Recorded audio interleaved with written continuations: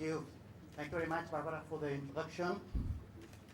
I'm working for the Open Government of Catalonia. I'm the Deputy Director. The Open Government of Catalonia is a digital agency, a public digital agency in Catalonia. We provide e-government services for 2,200 public entities in Catalonia.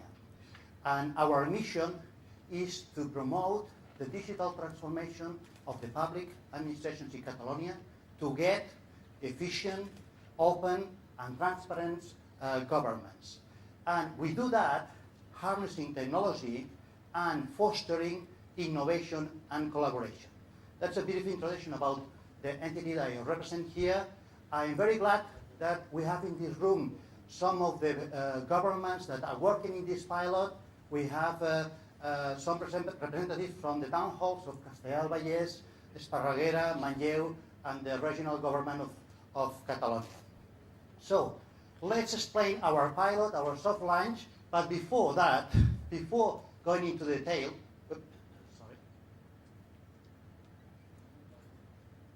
before going into detail, I want to put in context what are the challenges that we are facing in the government. Well, first of all, we have to be aware that we have different user profiles that deal with governments. And different user profiles have different use cases and different needs.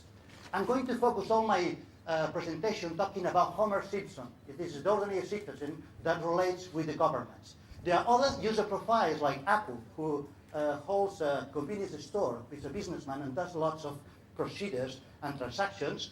And there are other kind of users profiles like Joe Quimby, who is the mayor, who represents all the public employees or the official governments. They have a very intensive relationship with governments, the businessmen and the public employees, but I'm not going to talk about them.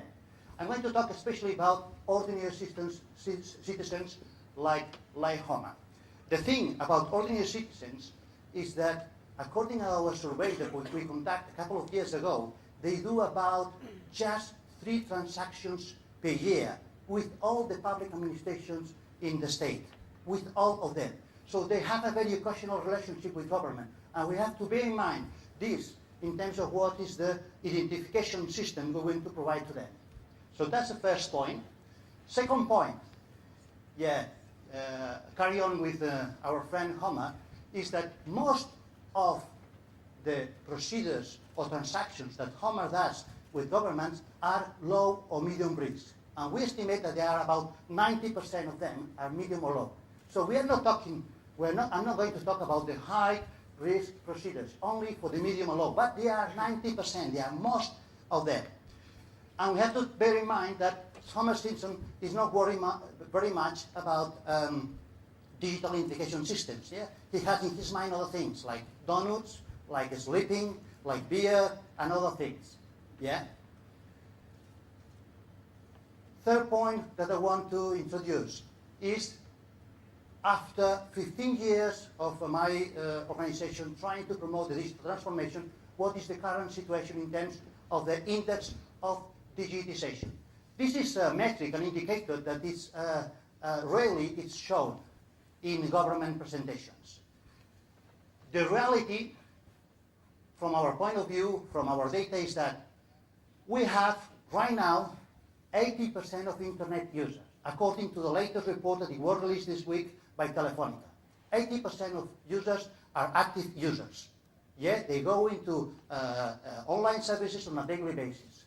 But when we look at the government systems, information systems, we realize that only 28% of the procedures are submitted electronically.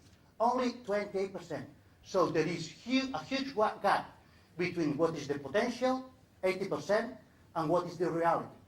And there are many or several barriers to explain this gap. But the main one, according to our information, our experience, is the digital identification. Well, in the Open Government of Catalonia, for several years, we provide usernames and passwords. I think it was about 4 or 5 years ago, we stopped doing it. So, as it was said in the previous presentations, passwords are not the future, and not the present either. Yeah? They are not secure, they are not reliable, they are costly, yeah? And you have to remember too many. So that's, for us, that's the past. We stopped doing it a lot of years ago. What we've been doing for 15 years is trying to provide digital certificates for citizens. But in the way that we have provided these digital certificates, PKI is a great technology, but the way that we have provided these digital certificates, it has not been convenient for citizens. For ordinary citizens, remember, ordinary citizens. For other citizens, other user profiles, they can be very interesting. One of the examples that explains the failure of the digital certificates for ordinary citizens is the Spanish ID card. 40 million of citizens of Spain holds an electronic ID card with a high level of assurance in their pocket. Yeah, I have one. But the usage is very, very low. There are no statistics about it, apart from some surveys like this one done by the Orange Foundation. All citizens in Spain, we do the income tax declaration once per year. Yeah? According to this survey, the only 0.02% of Spanish citizens use the national ID card to submit this declaration. A very low, so that's what's a failure. What are the reasons of this failure? Well, two principles that they were not following this project.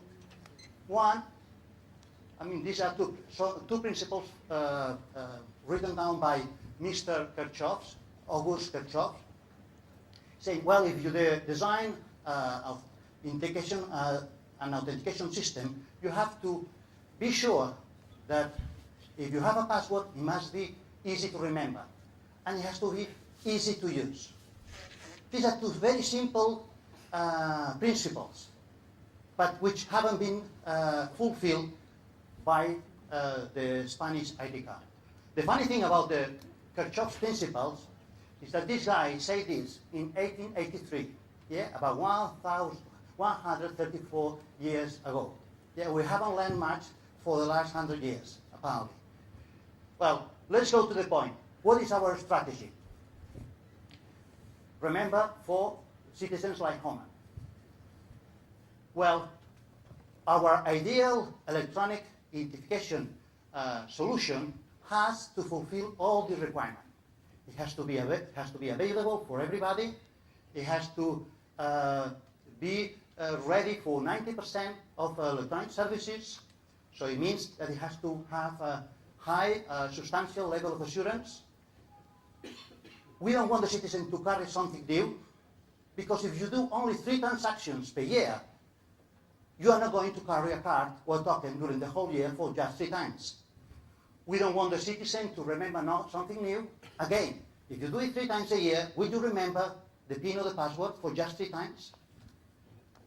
We don't want to do an on-site register. There's a big stop. If you do only 3 transactions, you are not going to go to a town hall to register. It's not worth it. There shouldn't be any setup or configuration by the user. That was another issue of the Spanish ID card. The citizens have to be experts to know how to set up this national ID card. They have to know about operating systems, about browsers, about Java, about drivers, and so on. So we don't want to set up by the user. It has to be very easy to use. That's very important.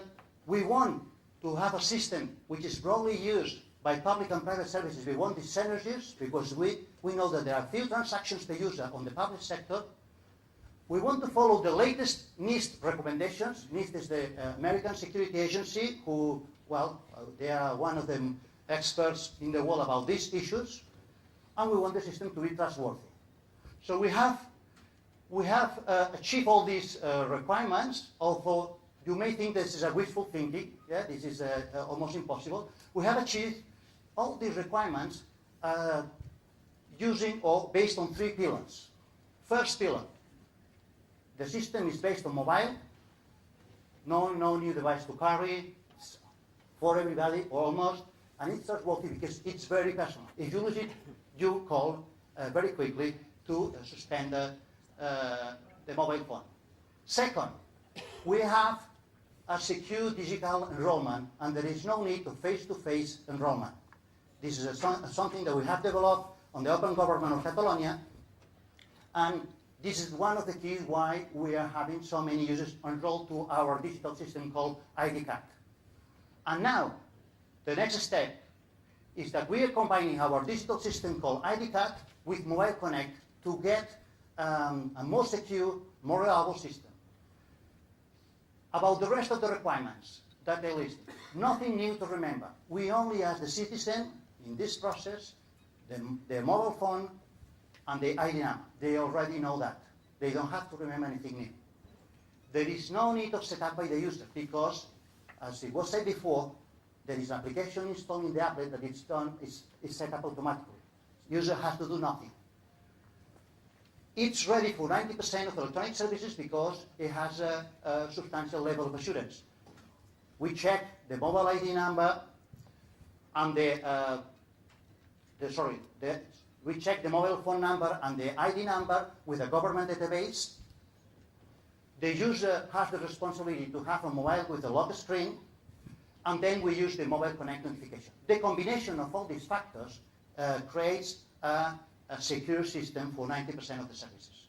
It's very easy to use, just one click, basically just one click. We hope it's going to be broadly used by public and private sectors to get all the synergies. We have an agreement between the GSMA and the regional government of Catalonia and Open Government of Catalonia and all the operators of Spain.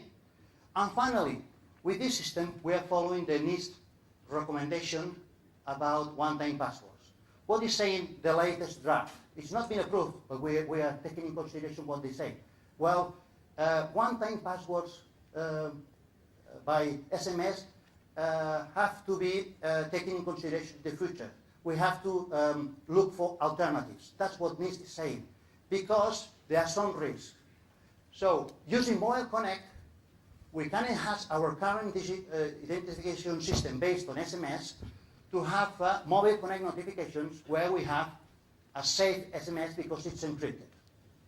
Yeah? With these three pillars, we fulfill all this long list of requirements, and we think that we achieve this very convenience identification system for citizens.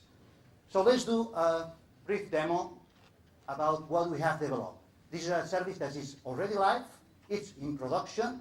It's not open to all the public yet. It's going to be in a few days. It's just open to, let's say, friends and family, but it's live, it's in production, it's integrated with several town halls. So first thing, we go to the web page of a town hall. In this case, it's Castellar del Vallès. We have the mayor here.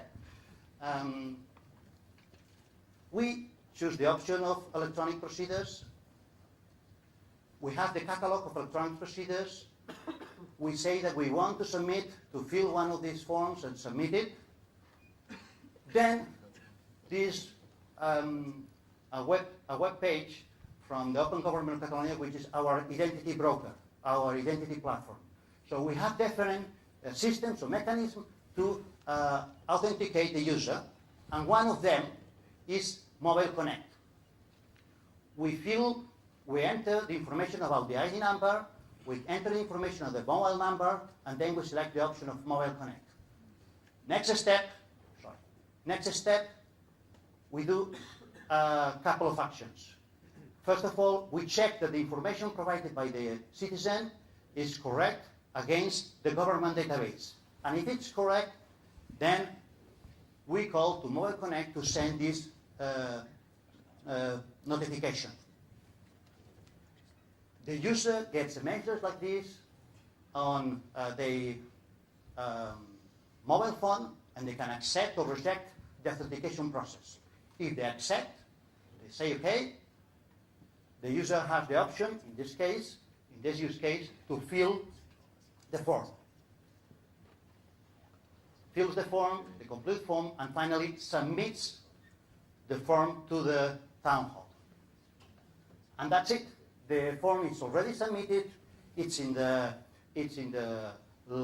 legal register of the town hall, and the public employees are ready to deal with that procedure. And all of this is done with a substantial level of assurance, yeah, which is fair enough for this kind of procedure. Well, I want to finish my presentation saying that, well, in the open government of Catalonia, we are used to work in complex projects with lots of public entities and private entities. This is one of the complex ones because we have GSMA, we have Mobile World Capital, we have several operators, Spanish operators, and then we have international operators. Well, we like to say in this kind of projects that, coming back to the Simpson family, that if you want to go fast, go alone, but if you want to go far, go together. We love this African saying, and that's what we are doing. We are working together, several partners, public partners and private partners, to go very far. Thank you very much.